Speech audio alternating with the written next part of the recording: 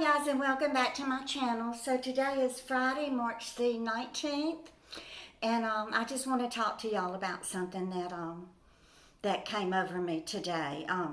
So I've been doing a lot of cleaning, spring cleaning in my apartment, and I'm in the kitchen now. So a lot of y'all have been telling me about different cleaning products to use, and some from Dollar Tree and some that you make in your own kitchen using a solution of vinegar and water. I believe one of you even told me to mix vinegar with some Dawn dishwashing liquid. So I thought, well, yeah.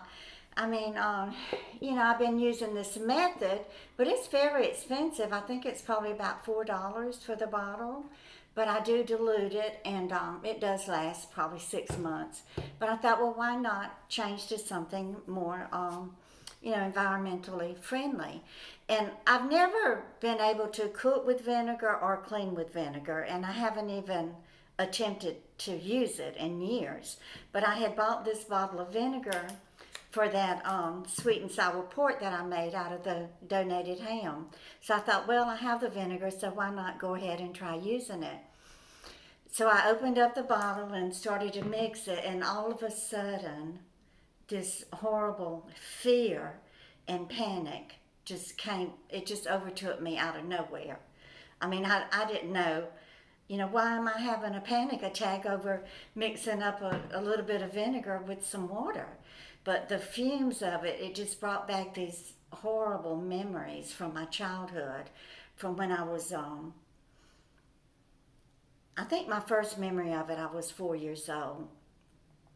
But I'll link the playlist for some of my childhood stories in the little box up above. But y'all know that I was severely mentally, physically, and emotionally abused as a child.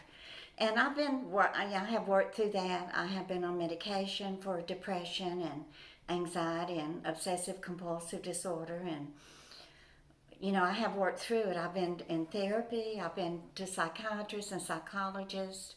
I lived for a year in a halfway house, a drug recovery home for women. I spent 4.5 months in the Orange County jail, where I was serving time for some shoplifting charges. And I was in the Christian dorm there. And we had, people who would come in, preachers and just lay people who would come in and read the Bible to us and talk to us and, educate us. And it was a good experience. So that 4.5 months that I spent in jail, it saved my life. And it helped to prepare me for a better life whenever I got out. But I was not expecting this morning. It's just gotten me down. You can see it on my face. But anyway, what I remembered that I had totally buried in my brain was starting when I was about 3 or 4 years old. My mother had an affair with this man named Garland. So she would to prepare herself for her rendezvous with Garland, she would get out her old Rexall hot water bottle and mix up a mixture of vinegar and water, and then she would lay there in the bathtub and douche. Well, I didn't know what it was, I just knew that, we only had the one bathroom, so I would go in the bathroom and smell this vinegar, and, it would, I didn't like the smell of it, but then there would be this hot water bottle hanging up over the little rod there where we had the shower curtain, and the syringe part of it would be draping down, and it would be draining, and I could smell the vinegar. Well, I knew whenever I saw that douche, the hot water bottle and the douche bag up there, that we were going to be carted off with Mother, and she was going to be meeting Garland to have, to have sex with him. So you know, that just created so much fear and anxiety in me as a little girl. And this didn't go on. This was not a one-time thing. This went on for years and years. I can remember when I was 14 years old, and Mother was still sneaking off and having an affair with this Garland guy, and I just despised him. I hated him. I remember exactly what he looked like. He must have been like an outdoor worker because he had like real dark tanned, tough looking skin, and he had a black mustache. And I have never dated anybody with a mustache. It just turns me off. I just can't stand it. But anyway, Mother, after she would get all gussied up and everything, then we would go. She would take me and my sister Bobby, and put us in the car with her. And then she would raise the hood of the car and unhook the wire to the speedometer, because Daddy would check the mileage on the speedometer to see if Mama had gone any place during the day. So she got smart and learned how to raise the hood of the car and unhook the wire to the speedometer. And then when we would get back home, she would hook it back up so that Daddy wouldn't know how many miles she had driven that day. But she would take me and my sister, because I was 4, so my sister was 8. And so she would take us with her. And then Garland was married. He had a wife and a family, but he lived out in the country. And there was this old country road that, passed by his house. So Mother would take us in that old, I guess it was like a 55 Chevy, 50, yeah, it was like an old 55 Chevy when she first started that. Then as time went on, they bought this old 59, it was old white 59 Chevy, and I remember being in the back seat of that car too. And Mother smoking a cigarette and just circling around and around and around Garland's house, just hoping that he would see her. And then she would go to a payphone and call him. And if his wife picked up, she would hang up. But, sometimes he would pick up and she would let him know that she was waiting for him there at an old Gulf Oil service station. So then he would meet her, and then they would, she would take us with him, and they would go into the woods, and she would take us with her and him. And they would go to the woods and have sex. So, I had suppressed a lot of these memories because I just didn't need them in my brain anymore. I reckon with me going through therapy and working through it, I've been doing real well. I mean, I very ever seldom think about her and all the crap that she did to me as a child. My father was physically abusive. I don't remember him abusing me emotionally or mentally, but he would just beat the hell out of me if I sassed off to Mama or did something that he perceived as a wrong. He would just beat me with the belt until I bled. But it was Mother was physically abusive too. She would beat me with a switch, and she would make me go out in the yard and break the switch and bring it into her. So I learned that the switches that were bigger around hurt less than the little tiny ones, because those tiny ones, they would just dig right into your skin and sting the heck out of you. But the bigger ones, they wouldn't really lacerate your skin like the little ones did.